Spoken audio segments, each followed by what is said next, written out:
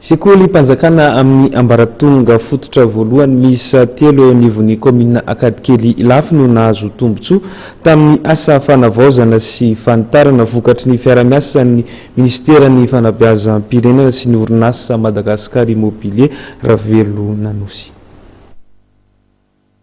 Sekoly mpanjakana amin'ny ambaratonga fototra voalohany misa 3 ato anatin'ny komina ambanivohitra Akadikely Ilafy ny sy mpanavaozana sy fanitarana vokatry ny fiara-miasan'ny fanjakana amin'ny tsy miankina na ny partenariat 3P.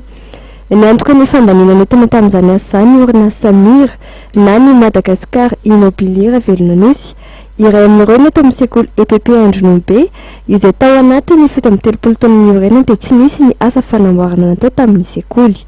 Roa volana mahery kely no nanaovana ny asa fanavaozana tetỳ toerana ka voakasika tamin'izany ny fanaovana ny gorodona amin'ny hazo ho lasa dalagy, teo ihany koa ny fanalonana rindrina vita amin'ny hazo ho lasa rindrina matevina ary ny fandokoana ny atiny sy ivelan'ny sekoly.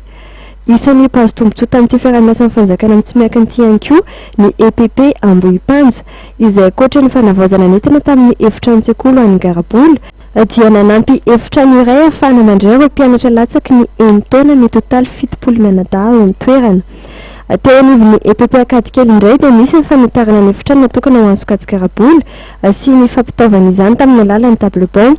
Nisy ihany koa ny fanavaozana tamin'ny efitrano-tsekoly ny klasy CM2 izay efa simba tanteraka, ny fanavaozana ny Brantale, ny toeram-pivoahana ary ny fandokoana ny atiny sy ivelan'ny sekoly manontolo.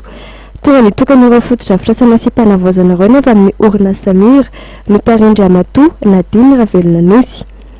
Nanambara kosa ny solitena ministera fanabeazam-pirenena tetỳ toerana fa amin'ny fiatombohan'ny taom-pianarana ho avy io dia hanomboka ny fizarana ny kit scolaire ho an'ny mpianatra ary ho santarina amin'ny toeram-pianarana ihany koa ny fizarana ny kit ho an'ny mpampianatra.